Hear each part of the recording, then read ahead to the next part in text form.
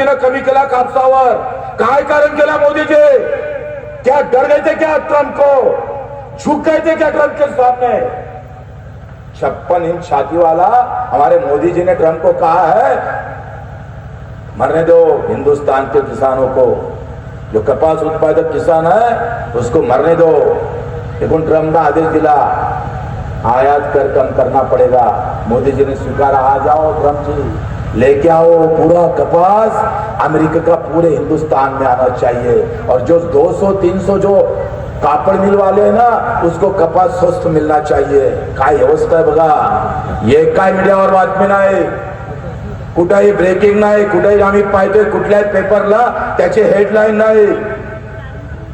काय दाखवलं जातं? जातीपाती धर्माचे भांडण 10 दिवस आणणार, पण शेतकऱ्याची लूट होतं ते एकही नाव ब्रेकिंग होत नाही.